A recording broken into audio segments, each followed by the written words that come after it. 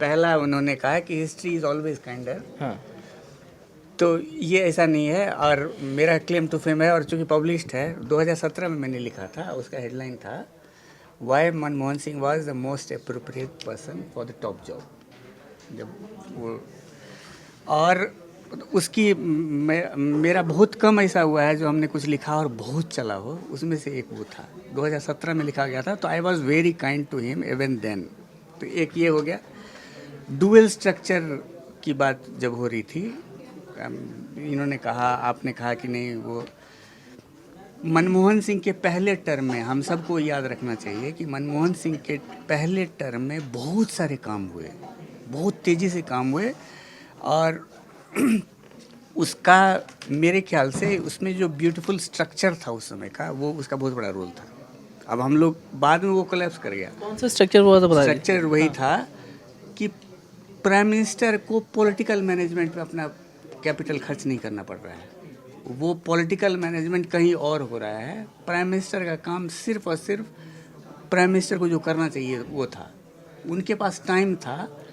Political management में बहुत सारा हम देखते हैं ना, कोई भी अगर उसमें भी कोalition की सरकार हो तो पॉलिटिक्स बहुत बड़ा हिस्सा लेता है, आपके समय लेता, सही कह रहे हैं आप। मेंटल बैंडविड्थ बहुत ज़्यादा खर्च होता है। ये हेडेक सोनिया जी के पास था।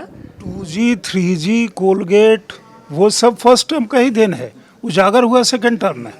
Eight arms distance, at arms length, ये फर्स्ट टर्म का ही है मनमोहन सिंह जी का। एकदम सही है। 2G प्रूव भी नहीं हो पाया है, लेकिन उसके अभी तक, अभी देखिए ना, 2G उस सरकार को गए हुए भी इतने साल हो गए, कहाँ मिला क्या है कि 2G में अनर्थ हो गया।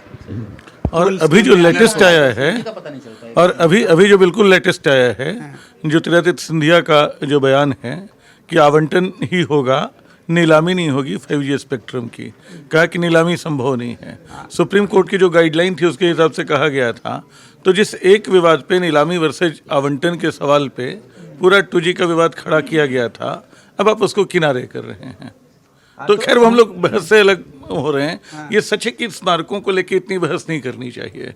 मुझे अचानक ख्याल आया कि राजघाट को लेके भी कृष्ण कुमार की किताब है शांति का समर, उसमें बोलते हैं कि राजघाट को स्मारक नहीं होना चाहिए, वहाँ जाके पुराने आज़ाद भारत के संघर्ष करने वाले भारत की स्मृति नहीं जागती है।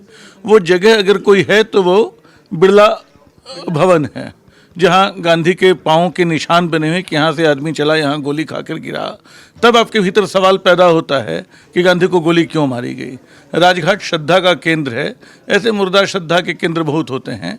निगम बोध घाट हो, लोधी रोड हो, कहीं भी ये सच है कि वहाँ लोगों को सुविधा हुई होगी, और कांग्रेस के इस ऐतराज़ को बहुत, लेकिन एक दूसरी बात समझने की है, आखिर असल में ऐतराज़ कांग्रेस क्यों कर रही है? क्योंकि उसको ये समझ में आ रहा है कि मनमोहन सिंह नाम की शख्सियत ऐसी है जिसकी स्मृति बहुत बड़ी हो गई है अचानक। क्योंकि मनमोहन सिंह के आर्थिक सुधारों की तो बात हम कर रहे हैं, उनका जो सामाजिक प्रभाव पड़ा वो हमारी नज़र से हम तमाम लोग जो लोअर मिडिल क्लास थे सीधे सीधे कंज्यूमर क्लास हो गए। साइकिल पे चलता है हिंदुस्तान जो है, कार पे चलने लगा, और जो लोग सेकंड क्लास स्लीपर और पहली बार राजधानी की ट्रेनें पहचानते थे, अब विमानों की इकोनॉमी क्लास के नीचे उतरते नहीं हैं। तो ये बदलता हुआ हिंदुस्तान जो है, जो मिडिल क्लास की बहुत सारी धारणाओं, जो बहुत अच्छी बात नहीं थी। मतलब ये सच है कि मैं मनमोहन सिंह का वैसा मुरीद नहीं रहा जैसे बहुत सारे लोग हैं। उसके सोशल इम्पैक्ट जो हैं, आज जो गैर बराबरी दिखती है, लेकिन वो अपरिहार्यता ऐसी थी मनमोहन सिंह के होने की कि जो लोग उसके तुरंत बाद उसको बदलने की बात करते थे, जो उसका विरोध करते थे, मुझे याद है बीमा सेक्टर को खोलने को लेकर, बैंकिंग सेक्टर को खोलने को लेकर, सुधारों के अगले कदम को लेकर लगता था हर कोई जान दे देगा। बीजेपी आलू की चिप्स और माइक्रो चिप्स की बहस चलाती थी, मैकडोनाल्ड और उसको लेके फालतू सी बहसें चला करती थी। वो सारी की सारी जब इनकी सरकार आई 1998 में, पहली बार वाजपेयी जी की सरकार आई, 13 दिन में एनरॉन को दिया। उसके बाद सीधे सीधे यशवंत सिन्हा का जो बजट आया, उसने बताया कि उदारीकरण की दिशा का स्वदेशी खत्म हो गया, सब कुछ खत्म हो गया। तो मनमोहन सिंह के जो आर्थिक इम्पैक्ट है उससे बड़े उनके सामाजिक प्रभाव हैं, और उसकी स्मृति इतनी बड़ी है कि अचानक दो सवाल पैदा हो गए हैं, मनमोहन हैं तो मोदी कैसे हैं, और दूसरा मनमोहन के सामने अटल कहाँ हैं। ये दो सवाल ऐसे पैदा हो गए हैं जो आने वाले दिनों में बार बार हमारे सामने उठेंगे कि ये सुधार मनमोहन के हैं कि मोदी के हैं, ये आर्थिक दृष्टि कहाँ से आई है? इसमें थोड़ा सा उसमें भी अगर ये सुधार मनमोहन के हैं, मोदी के हैं, तो ये सुधार मनमोहन के हैं, नरसिम्हा राव के क्यों नहीं? तब तो फिर आपको निर्मला उनसे, सीतारमन से कंपेयर करना चाहिए, यशवंत सिन्हा से कंपेयर करना चाहिए, जसवंत सिंह से कंपेयर करना। हम अपनी दृष्टि से वो लगा करके वो चलते हैं कि हम जो क्रेडिट है, नरसिम्हा राव की क्रेडिट नहीं है जिसको कांग्रेस दफ्तर में घुसने नहीं दिया गया, जिसको भारत रत्न मिला। तो हम जब कंपेयर कर रहे हैं तो मनमोहन को कंपेयर कर रहे हैं मोदी से, हम अटल से, कि उनका मतलब डैमेज ना हो जाए। मनमोहन जी की कांग्रेस को बहुत बड़ा कंट्रीब्यूशन है कि उनके जाने के बाद इसको मनमोहन सिंह के पॉजिटिव में ले सकते हैं, अदरवाइज ले सकते हैं कि कांग्रेस उस गर्त में पहुंच गई कि उसे 2 बार अपना लीडर ऑफ अपोजिशन का दर्जा नहीं मिल सका, वो जहां पे आकर के सिमट गई। नहीं, मैं एक ही बात बोल रहा हूँ, मेरा तर्क नहीं है कि मनमोहन और मोदी के बीच की बात हो, मैं उस पॉपुलर स्मृति की बात कर रहा हूँ। नरसिम्हा राव गए तो कोई ज़्यादा शोर नहीं हुआ, लोगों के दिमाग में नरसिम्हा राव नहीं जमा, तो दिमाग में तो मनमोहन सिंह हैं।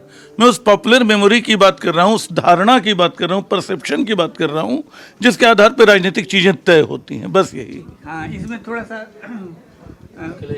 मनमोहन सिंह बहुत फॉर्चुनेट रहे कि पहले टर्म में भी नरसिम्हा राव, पॉलिटिकल मैनेजमेंट का जिम्मा नरसिम्हा राव के पास था।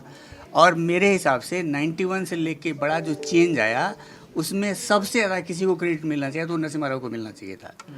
अभी मतलब हम लोग फेयर नहीं है नरसिम्हा राव के प्रति, लेकिन नरसिम्हा राव का बहुत बड़ा कंट्रीब्यूशन था। वो एकदम से इतना पॉपुलर परसेप्शन बदला हुआ था, हम लोगों ने देखा है उस समय। लेफ्ट का, ट्रेड यूनियन का इतना कर रहा था, स्वदेशी जागरण मंच, ये सब एकदम विरोध कर रहे थे। चुनाव पे चुनाव, कांग्रेस के भीतर विरोध हो रहा था, चुनाव पे चुनाव हारते जा रहे थे, लेकिन नरसिम्हा राव का बैकिंग कभी भी मनमोहन सिंह को कम नहीं हुआ। 5 साल उन्होंने पूरी तरह से, उसी तरह यूपीए 1 में ये अनब्रोकन रहा। 2009 का वर्डिक्ट के बाद से ये ब्रेक होना शुरू हो गया, ये अरेंजमेंट।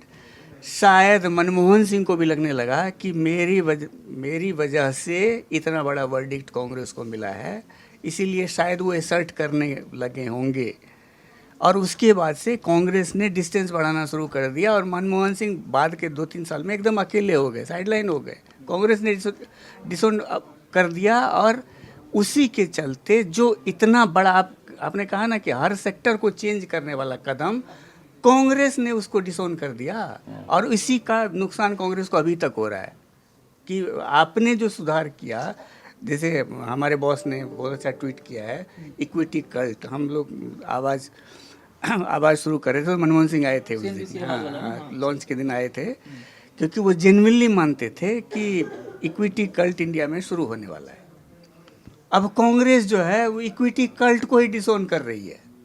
सोचिए, जिस आदमी का इतना बड़ा योगदान है, आप नाम हथियार के बजाय उसके लेगेसी को बढ़ाइए ना।